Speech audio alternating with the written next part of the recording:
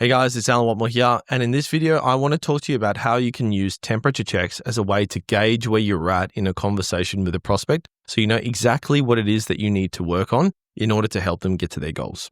And I want to give you an example right now where you're already using this in your day-to-day life. So if you think of an example, let's say with food, you might have somebody had something that's spicy, okay, and you wanted to gauge how spicy it is. So if you said to someone, okay, is it spicy? They might be like, yeah, it's spicy, but you don't know how spicy, right? And so you'll ask them a simple question, okay, how spicy is it on a scale of 1 through 10? And they might say to you, it's about a 8 out of 10.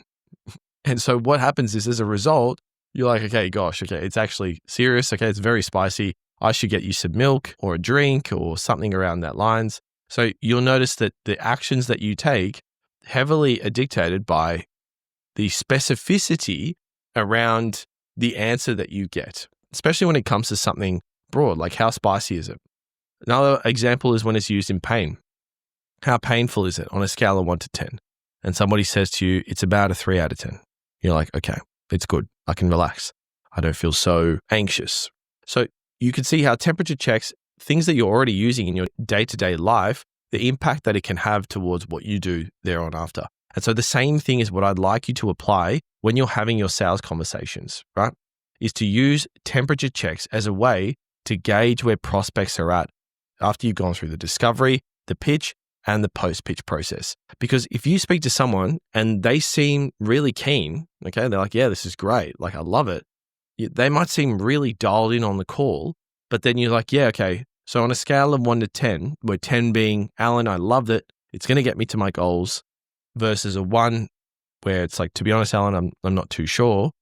Where do you see yourself in the process and the structure specifically? And they say, yeah, this is great. I'm about a 5 out of 10, right? You'll be like, okay. And so the emotions that you get on the call and the feeling is very different to where people are generally at. And so okay, if I take this person through the investment or the price pitch, then it's just not going to land. They're literally at 50% confidence rate, you would say, in terms of it working out for them. So I've got to go back to the pitch. I've got to go back to the process. I have to identify the gaps.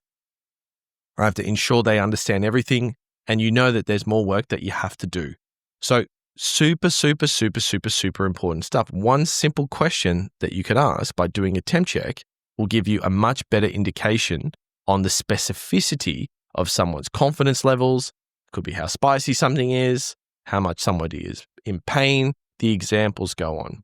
And so my counsel to you would be start incorporating temperature checks more and more and more in your day-to-day conversation. And that will give you a better gauge of where someone is at when it comes to anything specifically, especially in this instance when it comes to sales-based conversations.